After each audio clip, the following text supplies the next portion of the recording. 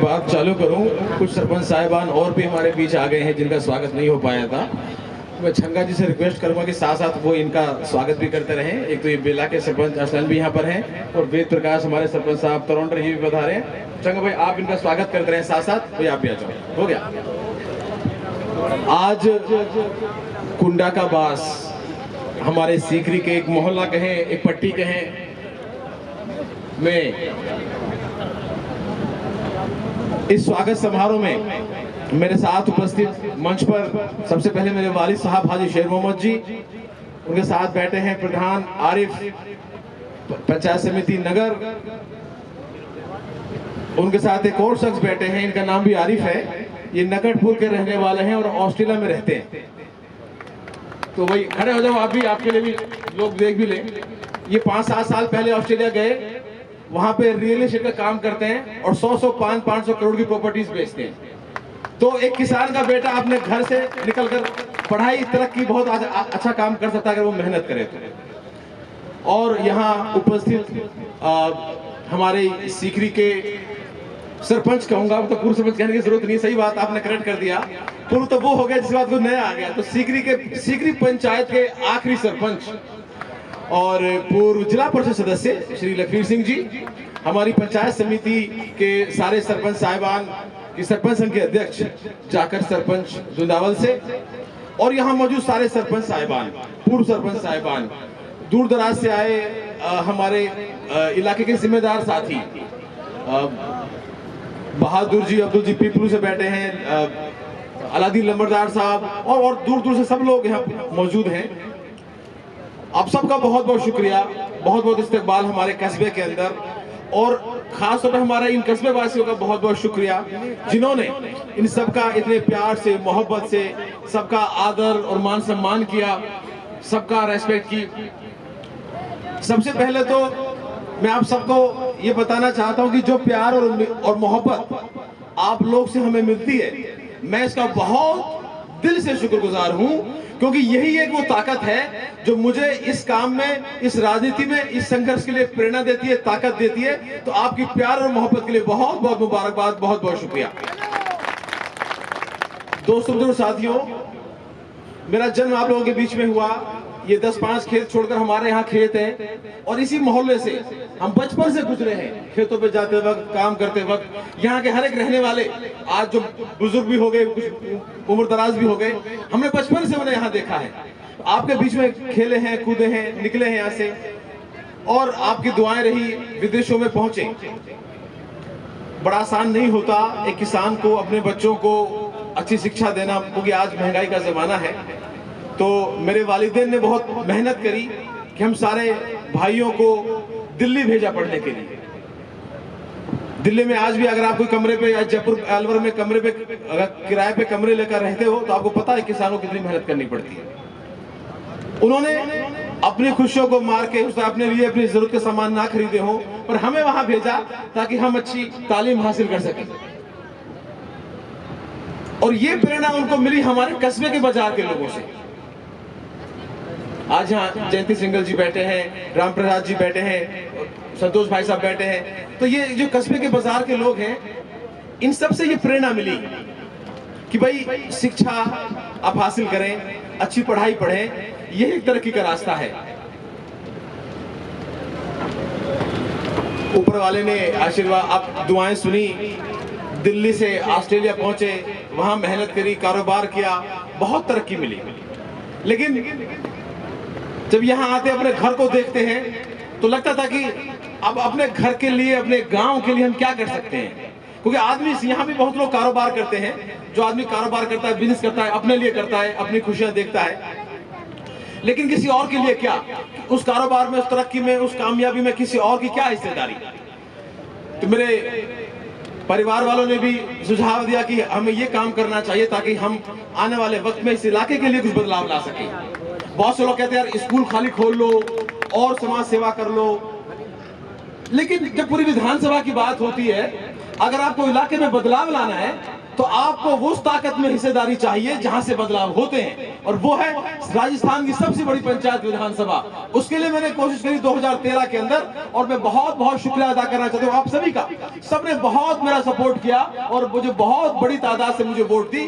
वो अलग बात है कि हमें कामयाबी हासिल नहीं हो पाई, लेकिन पूरा राजस्थान जान गया कि नगर विधानसभा के अंदर बड़े बड़े पुराने नेता लड़े, बड़े बड़े दिग्गज नेता लड़े दूर दूर से आके, लेकिन उन्होंने अपने बेटे के लिए एक बहुत बड़ा बहुमत देके भेजा। कामयाबी नहीं हो पाई। 5 साल में आपके बीच में रहा, मैंने कोशिश करी, और उसका फिर रिजल्ट ये रहा कि नगर के अंदर ऐतिहासिक जीत आप लोगों के आशीर्वाद से मुझे मिली। इसके लिए बहुत बहुत धन्यवाद। और ये जीत किसी एक बिरादरी की नहीं थी, एक जाति की नहीं थी, एक धर्म की नहीं थी, किसी पुराने अनुभव की नहीं थी, बड़े बड़े नेताओं की नहीं थी, बड़े बड़े सपोर्टरों की नहीं थी। हमारे साथ सबका साथ था। एक छोटे से बच्चे का, एक बिल्कुल जो आदमी को जो वोट भी नहीं समझता, उसकी भी दुआएं हमारे साथ थी। एक बुजुर्ग का हमारे साथ था, भाइयों का हमारे साथ था, जो ज्यादा राजनीति नहीं जानते थे। जो लोग ज्यादा राजनीति जानते थे ना, उनके तो दिमाग में पता नहीं क्या क्या चल रहा था, लेकिन जो लोग राजनीति नहीं जानते थे, उन्होंने हमें सपोर्ट किया, और रिजल्ट आपके सामने है। सातों जातों बरादरी ने बहुत बड़ी जिम्मेदारी हमें मिली कि अभी इस बहुमत का, अब इस जिम्मेदारी का असली फायदा तब हो जब इलाके में बदलाव आए। दोस्तों, बुजुर्ग साथियों, अब तक नगर के अंदर जो राजनीति होती रही, वो सिर्फ गलियां, केस मुकदमे, थाने तहसील, स्वागत और माला फोटो की राजनीति होती रही। आप देखिए, पिछले 10 साल का कार्यकाल याद कीजिए। आप मुझे बताइए, क्या ऐतिहासिक काम ऐसा हुआ जो आपको याद हो, जो आज सबके काम आ रहा हो? और उससे पहले 10 साल भी चले जाइए, क्योंकि आपसे पहले जो नेता आए, उन्हें लगा कि वोट तो आसानी से मिल जाता है, सीधे लोग हैं, तो काम करने की क्या जरूरत है। कल को फिर हम पार्टी के नाम पे आएंगे, फिर नारे लगाएंगे, फिर ध्रुवीकरण करेंगे, कोई मुसलमान का वास्ता देगा, कोई गोद का वास्ता देगा, कोई हिंदू का वास्ता देगा, और लोग कैसे वोट दे देंगे। लेकिन नहीं साहब, ना तो मेरी जीत का आधार वो था कल, और ना मेरी राजनीति का आधार ये है। मेरा आधार ये है कि मेरी कोशिश हो कि हर एक आम आदमी की जिंदगी में कुछ बदलाव होना चाहिए, उसे कुछ मिलना चाहिए। और राजस्थान की सबसे बड़ी पंचायत जिसमें आपने मुझे चुन के भेजा है, वहां आपका नाम गूंजे, नगर का नाम गूंजे, सीकरी का नाम गूंजे, और वहां से घोषणा हो कि सीकरी को ये दिया जाता है, नगर को ये दिया जाता है। ये मेरी कोशिश रही। और पहले बजट में अभी सरपंच साहब कह रहे थे कि हम लोग तो बहुत हमने कोशिश की, आप नेताओं से भी मिले, मुख्यमंत्री से भी मिले, वो बात वहां तक पहुंच नहीं पाई। और पहले ही बजट में मुख्यमंत्री जी ने हमारी सीकरी की जो तहसील की मांग थी, वो पहले ही बजट में पूरी कर दी। ये बहुत बड़ी बात है। आप सबके लिए शुभकामनाएं और धन्यवाद। उसके बाद बहुत सारी घोषणाएं हुई हैं, रोज आप लोग सुनते ही रहते हैं, लेकिन ये जो घोषणाएं हैं, चाहे वो कॉलेज खुल रहा है, चाहे तहसील बन रही है, चाहे एसडीएम कार्यालय खुल रहा है, चाहे बिजली घर बन रहा है, चाहे बड़ा कॉलेज खुल रहा है, चाहे बड़ा अस्पताल बन रहा है, चाहे उप तहसीलें बन रही हैं, चाहे स्कूल क्रमोन्नत हो रहे हैं, चाहे अस्पताल क्रमोन्नत हो रहे हैं, अभी बताइए क्या किसी एक आदमी के काम आएंगे? ये पूरी विधानसभा के काम आएंगे। वो हर एक आम आदमी के काम आएंगे जो रोज अपनी परेशानियों को लेकर सरकारी दफ्तरों में चक्कर काटता है। पानी, अभी कुछ माताएं बहनें यहाँ भी खड़ी थी, रास्ते में हमारी माताएं थी, उन्होंने कहा बेटा पानी बहुत कम आता है। ये सही बात है, पानी कहां से आए? पिछले 20 साल के अंदर सीकरी और नगर विधानसभा कस्बों में, चलो गांव की तो बात हम बाद में करेंगे, जो कस्बों में पेयजल व्यवस्था थी, पिछले 20 साल के अंदर 20 किलोमीटर लाइन भी नहीं गिरी दोनों कस्बों में। 20 साल के अंदर आप रिकॉर्ड निकलवा लीजिए। आबादी बढ़ रही है, हमारे परिवार बढ़ रहे हैं, बाहर गांव से लोग भी यहाँ पे आके रह रहे हैं, पर 20 साल में 20 किलोमीटर पाइपलाइन भी नहीं गिरी। अब पानी घर घर कैसे पहुंचे? लेकिन इन 3 सालों के अंदर करीब 25 किलोमीटर लाइन तो नगर कस्बे में बिछ चुकी है, और कभी 7-8 किलोमीटर सीकरी कस्बे में लाइनें बिछ चुकी है जल दाय विभाग के द्वारा। इसके अलावा भी चंबल परियोजना, अभी कोई दिखा रहा था, कोई पूर्व विधायक जी कह रही चंबल तो मैं लेकर आई, अब तो कुछ वही नहीं है अभी तक। तो आपके सामने, आप सब लोग गांवों से आते हो, बताइए आपके गांव में लाइन कब डली है? आज भी सड़कें खराब हुई पड़ी उनकी वजह से। हम लड़ते रहते हैं चंबल वालों से, उन्होंने सड़कें खराब कर दी, हमारी गलियां खराब कर दी। आपके सामने टंकियां बनी है, सीकरी की टंकी आपके सामने बनी, इमरानी टंकी आपके सामने बनी। कागजों पे थी बस चंबल परियोजना। सिर्फ 5 साल में पिछले बीजेपी में जो है सिर्फ 25-20% काम हुआ, नगर में पानी नहीं घुसा। जब से हम एमएलए बने, हमने पूरी कोशिश करी। अब गांव में कहीं पानी पहुंचा है और कहीं नहीं पहुंचा, पर हमारी पूरी कोशिश है कि पहुंचे। देखिए, एक एमएलए के हाथ में होता है कि आपकी वकालत करना, विभागों से लड़े, मुख्यमंत्री जी से भी लड़े, अधिकारियों से लड़े, ताकि ये काम आपके द्वारा हो। सरकारी काम सरकारी सिस्टम से होता है। लेकिन मैं आपसे वादा करता हूं, मेरी लड़ाई में कोई कमी नहीं है, मेरी वकालत में आप लोगों के लिए कोई कमी नहीं है। चाहे कभी कभी मंत्रियों को बुरा लगता हो, अच्छा लगता हो, मैं इसकी परवाह नहीं करता, पर मेरी जिम्मेदारी आप लोगों के प्रति है। आप लोगों ने ट्रस्टी बना के मुझे भेजा है, मैं नॉमिनेट नहीं हुआ हूं, ऊपर से एमएलए बन के नहीं आया, आप लोगों ने बनाया है। आप लोगों के काम सबसे पहले हो, ये मेरी जिम्मेदारी है। और आने वाले वक्त में भी मेरी यही कोशिश रहेगी।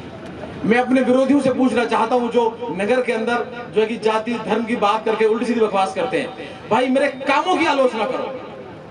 जो विकास हुए, जो घोषणाएं हुई है वो पूरी नहीं हो रही है, उनकी आलोचना करो। मैं और अच्छा क्या कर सकता था जो मैंने नहीं किया, वो बताएं मुझे।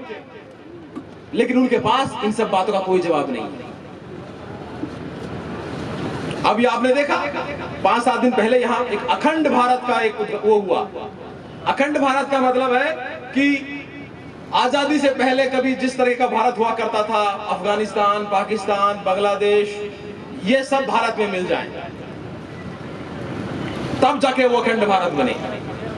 और जो नेता इसमें बड़े बड़े फोटो लगा रहे थे, ये वही नेता हैं जो सीकरी पंचायत समिति में 5 पंचायत मिलने का विरोध कर रहे हैं। ये सीकरी में तो 5 पंचायत मिलने नहीं दे रहे, ये भारत में 5 देश कहां से मिला लेंगे? कैसा पाखंड है ये? अपने आप पे शर्म नहीं आती इन लोगों को? क्योंकि ऐसा होने वाला कुछ नहीं है, नई चीज संभव है। लेकिन आप लोगों को भटकाते हैं इन बातों पे, बरगलाते हैं।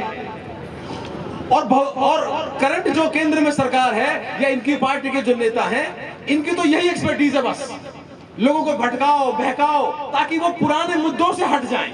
हमारा मुद्दा है पानी, बिजली, सड़क, हमारी शिक्षा, हमारा माहौल कैसे अच्छा हो, ये हमारे मुद्दे हैं। इन पे बात करिए, इन पे आंदोलन करिए। जिले बनाने की मांग चल रही है, लेकिन सारे जो नेता है ना, जो एमएलए बनना चाहते हैं नगर के, किसी ने एक भी शब्द नहीं कहा जिला बनाने के लिए, एक भी ज्ञापन नहीं दिया। और वैसे रोड जाम करेंगे, कभी रैली निकालेंगे, तो आपके विकास की बात कहां हो रही है? उन्हें यही लगता है कि आपको विकास की जरूरत नहीं है, आपके दिमाग को खाली किया जा रहा है। तो मेरे भाइयों, बुजुर्गों और साथियों, मेरी पूरी कोशिश रही कि आम आदमी के जीवन में बदलाव आना चाहिए। सीकरी में कॉलेज खुल चुका है, कॉलेज चल रहा है, एक और कॉलेज कृषि कॉलेज स्वीकृत हो चुका है, वो चलने वाला है। स्कूल क्रमोन्नत हमारे हो रहे हैं, सभी जगह में काम हुआ है।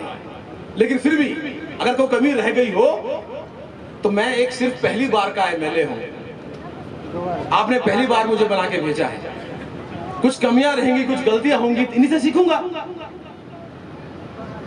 लेकिन मेरी कोशिश अच्छी है, मैं पूरी कोशिश करता हूं और सबकी सुनने की कोशिश करता हूं, जिस भाई के पास भी जो सुझाव हो कि हम कैसे मिलकर इस इलाके को आगे बढ़ाएं।